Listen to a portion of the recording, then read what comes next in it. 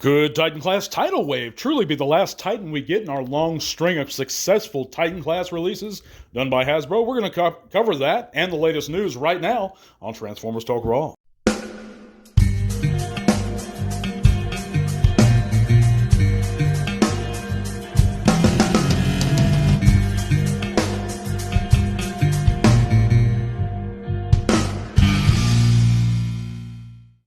What's up, trans fans and bot heads? Welcome back to another Transformers Talk Raw here on Spotify or YouTube. However you're coming in and listening, we sure appreciate it. Thanks for chilling out and spending a few minutes of your weekday with me. Hope you guys have gotten a chance to unwind and relax after this long work week. Sorry I'm coming at you a bit late, but I hope you're able to watch it and enjoy it or listen to the segment. But yeah, we're going to talk a little bit about today, guys. I figured how many Titans are really left in the line, or in the main line, could they come out with? There's a possibility that Tidal Wave could actually be the last one. But before I get into that, guys, if you haven't heard, you can check out all those great links in the description below. It's going to take you all kinds of cool stuff, including our Facebook group, where you can come there, share your own channels or pages, chat bots with us. Community is growing all the time. We'd be real glad to see you guys there. And even if you're another content creator, I'd love you to share your stuff there and let the folks there know about your content. But you also help support the podcast via Patreon, guys. That link is also below. You can join us at the $1 or $3 tier, and actually we have new exclusive Patreon giveaways.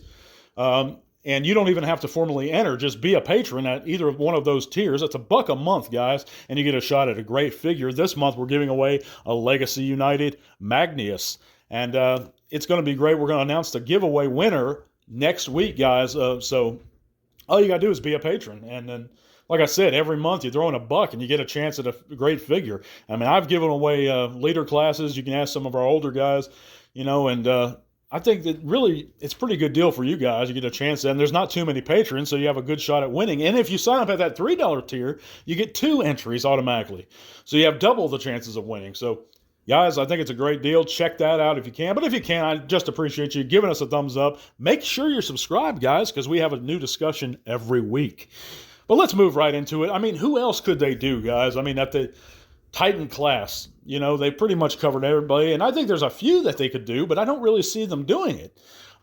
There's guys like that I've always wanted as like the Dweller at Titan class from Dweller in the Depths, the classic G1 Season 3 episode. I think that would be fantastic. And, just like in that episode, you could even fit Deluxe's in his back. So he could replicate his energy vampirism stuff. But another one that I think they could do is, of course, the RID Rail Racer. And I think that would be a fantastic Titan class, guys, honestly. And I think Titan class would be the right scale for him, too.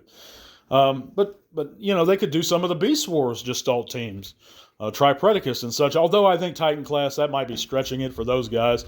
But you know what? A Reddit user actually pointed out to me recently that a Unicron at that scale for folks that missed out on the HasLab or couldn't afford it, like 99% of everybody, especially now. But even then it was high. I think it was like $600, $800, whatever, wherever it was. It was insane. But, is a good alternative. And Studio Series 86 has never had a Titan class in it. And I think that would be a great thing to cap off the 86 line with, is if they did a Unicron, which would be a happy medium, again, for those guys. Even if it was a upscaled version of the old Amazon exclusive Unicron that was a retool of the Armada. I think that would be fine if they just, upscaled it a little bit. But what do you guys think in the comments? Let me know. Do you think this could possibly be the end of Titan class? I mean, and I've talked to a few people, and not many people think so. But, I mean, let's be honest, guys. There's not too many more they could do, short of just remaking them all or re-releasing them all. And I do eventually see them touching back on Predaking and going back and fixing some issues with that figure. Even though I personally love that figure, there were a lot of complaints about it at the time when it was released back in Power of the Primes. But I don't think you could improve upon many figures such as Omega or Scorponok. Those molds were just fantastic, and those figures excellent. But let me know in the comments what you think. We're going to move right along, guys, into our poll results and this week's news. Check out the poll results. And to top off this week's news, guys, we know that Vector Prime of the Legacy United Voyager Wave 3 has now been found at U.S. retail in Cincinnati, Ohio. So if you're up there, guys, look out for Vector Prime if you're after him. I think this one looks great. Again, I love the sword. I love the look and the homage to the old line he was in. I'm trying to remember. Energon? I don't know. I forget. But I had that figure. It was a great figure.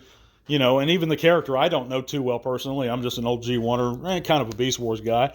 But I think this figure looks great. Looks a lot like the original toy. But we also have new stock images of the Transformers 1 Ultimate Energon, Chris Hemsworth, Optimus. And this looks good. He has this Matrix feature, and the Matrix looks pretty good there. He's got these translucent handles. But I do think it looks good. It looks like a cool figure. Maybe this is an offering for those younger fans in our lives. Might make a good Christmas gift or whatnot. We also know Legacy United Magmatron has been popping up at GameStop retail outlets in Ontario, Canada.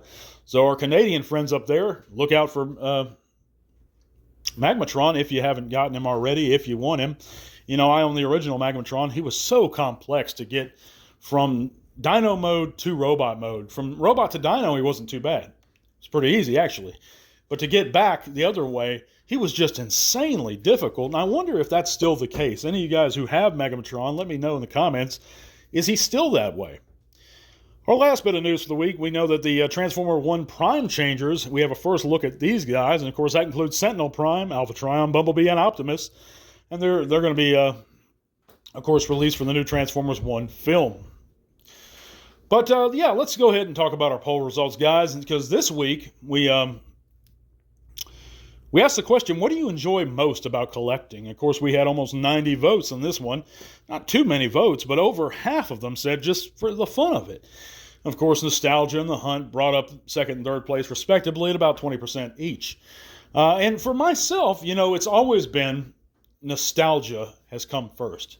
Because like I said, I'm just an old G1er, and like so many of us, that's what keeps me coming back again and again, and that's how Hasbro hooks us older guys.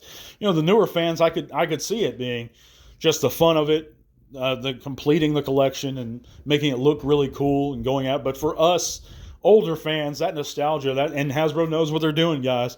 I mean, with Sandstorm just this year alone, and Swoop, and just characters like that and bots like that.